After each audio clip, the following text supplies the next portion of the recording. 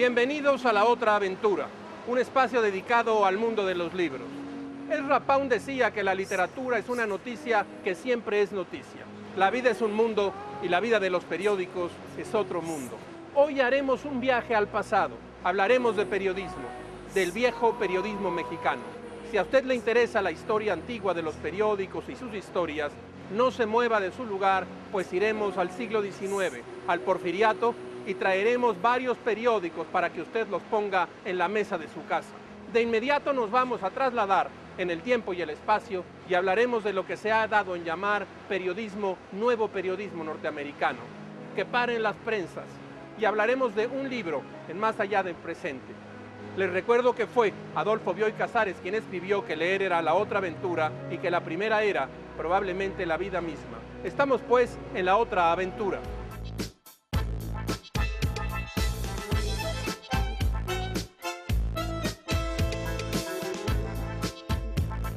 Les propongo un viaje al pasado, el pasado del periodismo mexicano.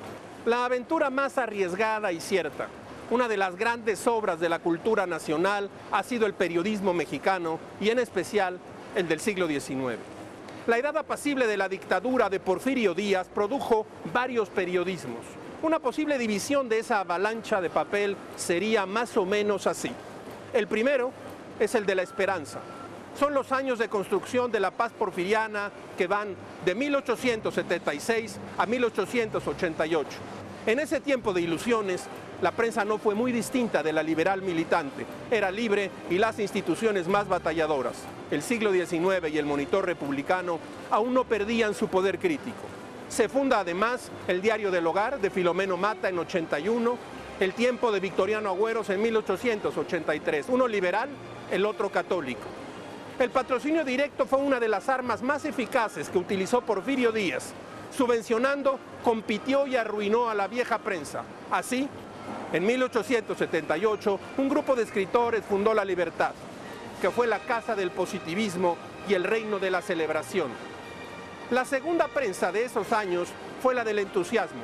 Va de la llegada de los científicos en 1888 a la cuarta reelección de Porfirio Díaz en 1893. Los diarios fueron entonces menos libres.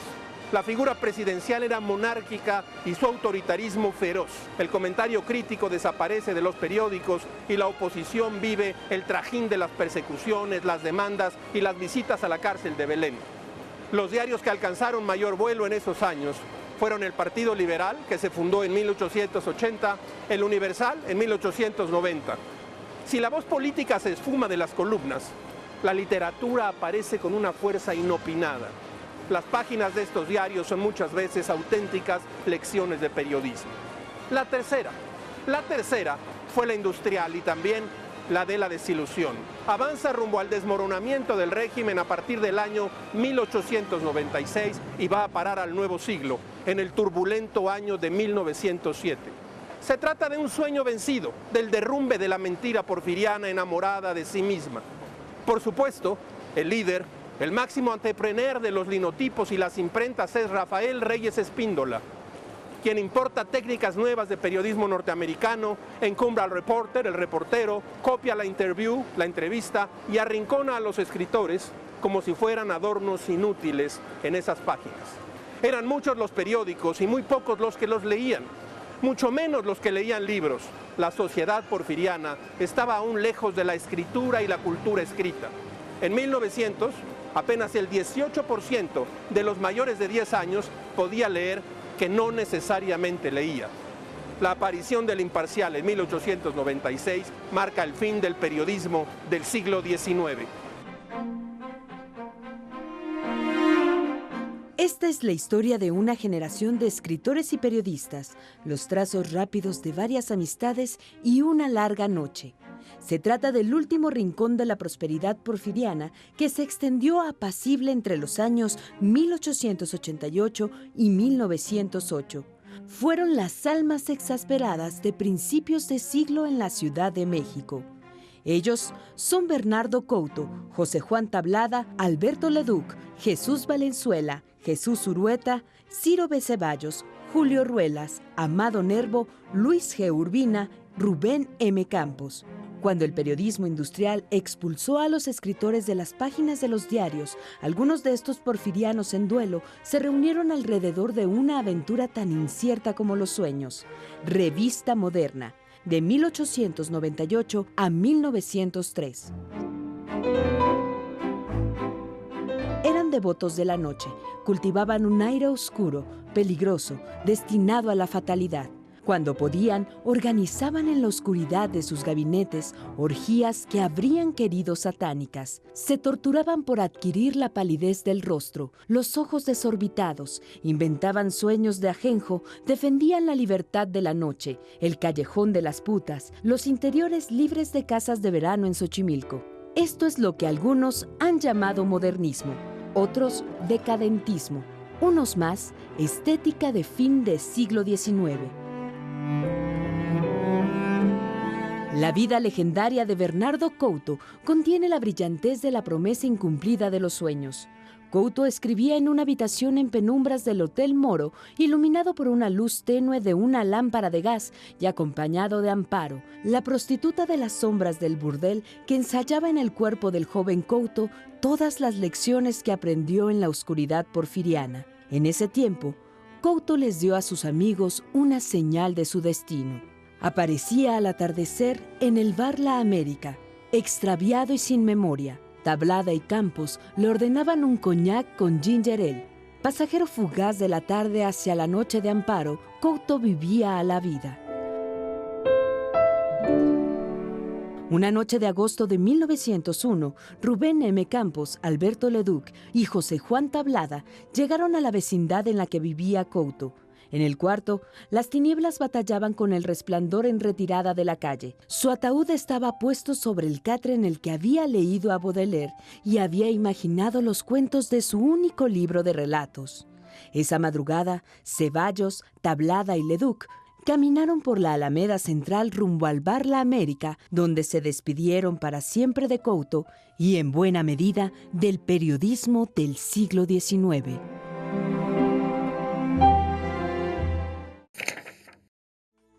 Todo buen lector busca estar al día y a la vez más allá del presente.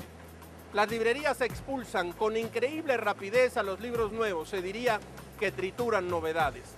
Generalmente, los escritores que reciben el premio Nobel se convierten en autores populares de la noche a la mañana, como si el premio les diera el don de la existencia.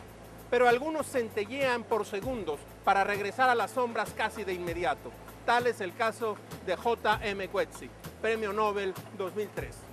Se trata de un escritor que en sus textos regresa continuamente a su lugar de origen, Sudáfrica, y en los cuales explora la soledad, el racismo, el miedo, y aunque la trama de Hombre Lento, publicado por Random House Mondadori en 2006, se ubica en Adelaida, Australia, la historia refleja las obsesiones constantes de Coetzee, la soledad, la derrota, el miedo.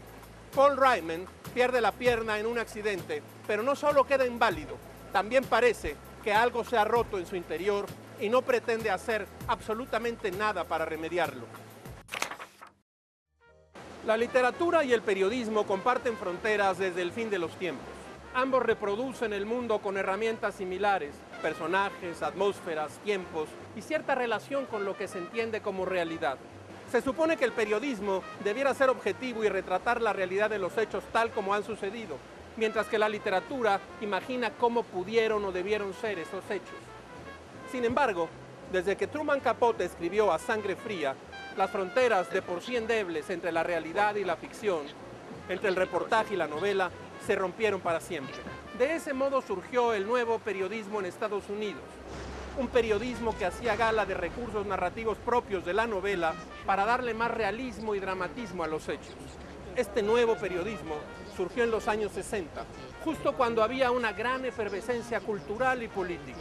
Los periodistas dejaron entonces de ser simples observadores para convertirse en actores involucrándose en las profundidades de los mundos y de los personajes que daban vida a sus textos.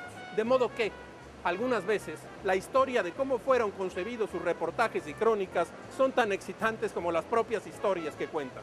Por ejemplo, Truman Capote se trasladó una larga temporada a vivir a Kansas. Visitó el lugar de los hechos, entrevistó a cuantos vecinos y conocidos pudo e incluso visitó en repetidas ocasiones a los asesinos para tener una visión global del terrible crimen de la familia Clutter. Y el resultado fue ni más ni menos que a sangre fría. Por otro lado, Hunter Thompson, el llamado padre del periodismo gonzo, también revolucionó de forma radical el modo de hacer periodismo, pues no solo se involucró con sus historias, sino que en muchas ocasiones experimentó la vida de sus protagonistas hasta hacer las suyas. Vivió con la banda de motociclistas Hell Angels, quienes le propinaron una paliza y finalmente publicó un libro sobre ellos. O Tom Wolfe, a quien se le adjudica haber nombrado nuevo periodismo, las nuevas corrientes, reportero incansable e innovador que ha retratado tantos monjes lisérgicos como aviadores de la NASA sin perder su estilo desenfadado y ameno. O Gay Talese, quien también contribuyó en la definición de nuevo periodismo y quien ha escrito sobre grandes personajes como Joe DiMaggio, Dean Martin o Frank Sinatra. Periodismo o ficción. ¿Quién da más? ¿Quién da menos? Todo tiene un antes y un después, y el nuevo periodismo norteamericano no podía ser la excepción. Antes que Truman Capote, Tom Wolfe, Guy Talese o Hunter Thompson, hubo otros escritores y periodistas de gran calidad.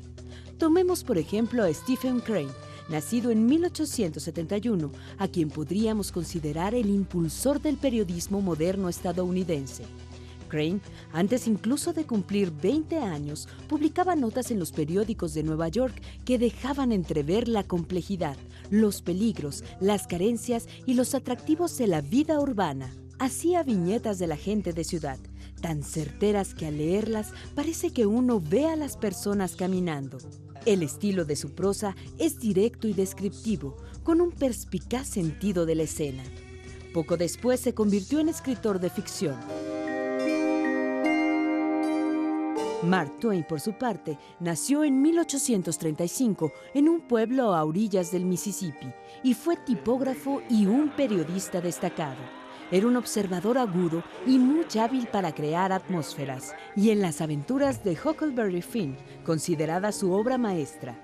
Jack London, otro grande nacido en 1876, no solo es autor de formidables novelas como Colmillo Blanco, El llamado de la selva o El talón de hierro, también fue un gran periodista que plasmó sus experiencias como minero y marinero con gran realismo y evocación. Para escribir su libro de no ficción La gente del abismo, se disfrazó como un vagabundo miserable para internarse en Whitechapel, el barrio londinense donde alguna vez atacó Jack el Destripador.